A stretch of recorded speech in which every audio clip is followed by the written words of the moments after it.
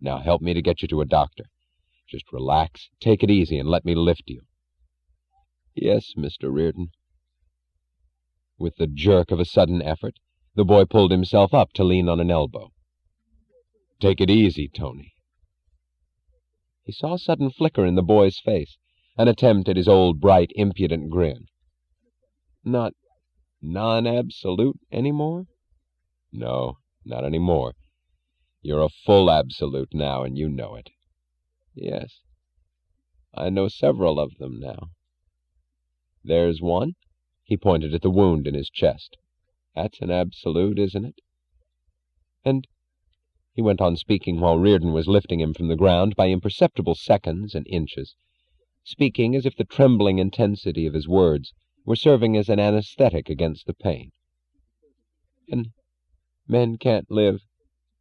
If rotten bastards like the ones in Washington get away with things like the one they're doing tonight, if everything becomes a stinking fake, and nothing is real, and nobody is anybody, men can't live that way.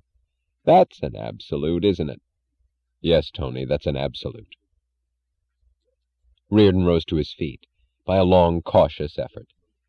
He saw the tortured spasm of the boy's features as he settled him slowly against his chest, like a baby held tight in his arms. But the spasm twisted him into another echo of the impudent grin, and the boy asked, "Who's the wet nurse now?"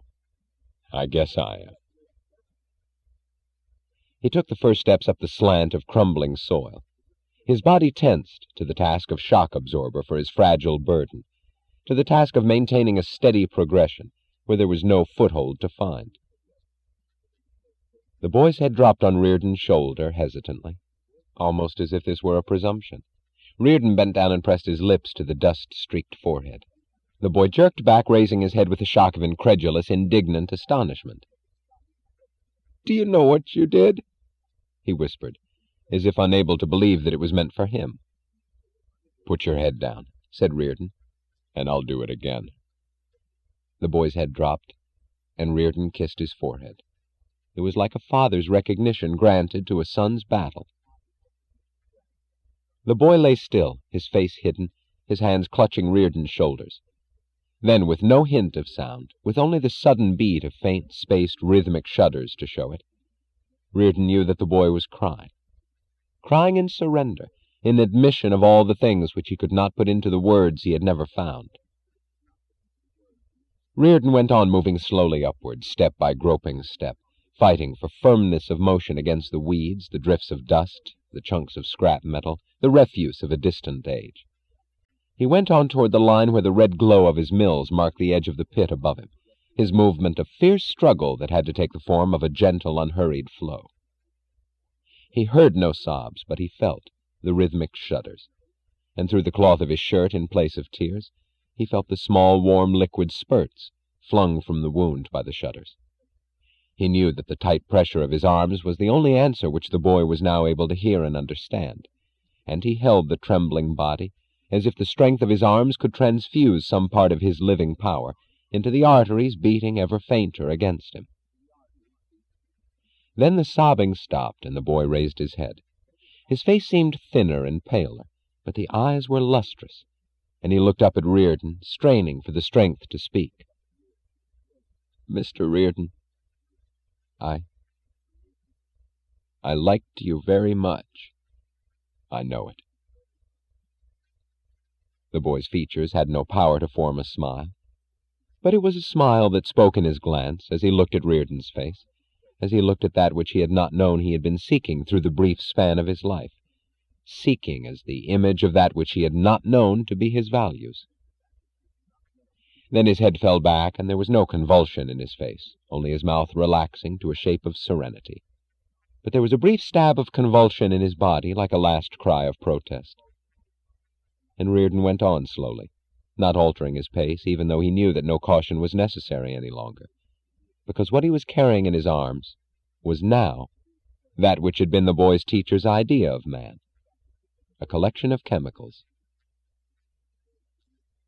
He walked as if this were his form of last tribute and funeral procession for the young life that had ended in his arms.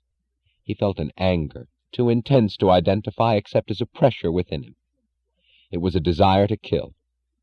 The desire was not directed at the unknown thug who had sent a bullet through the boy's body, or at the looting bureaucrats who had hired the thug to do it, but at the boy's teachers, who had delivered him, disarmed, to the thug's gun, at the soft, safe assassins of college classrooms, who, incompetent to answer the queries of a quest for reason, took pleasure in crippling the young minds entrusted to their care. Somewhere, he thought, there was this boy's mother, who had trembled with protective concern over his groping steps, while teaching him to walk, who had measured his baby formulas with a jeweler's caution, who had obeyed with a zealot's fervor the latest words of science on his diet and hygiene, protecting his unhardened body from germs, then had sent him to be turned into a tortured neurotic by the men who taught him that he had no mind and must never attempt to think.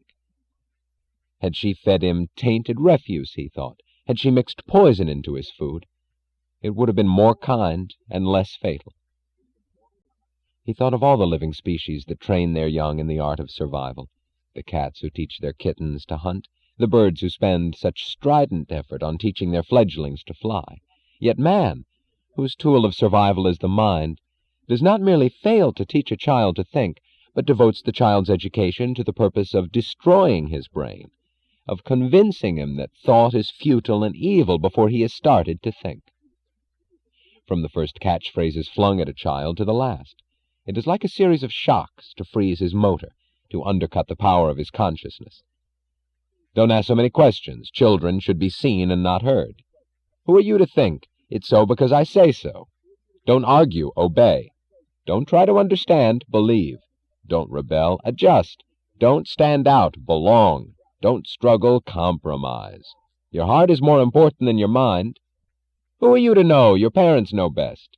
Who are you to know? Society knows best. Who are you to know? The bureaucrats know best.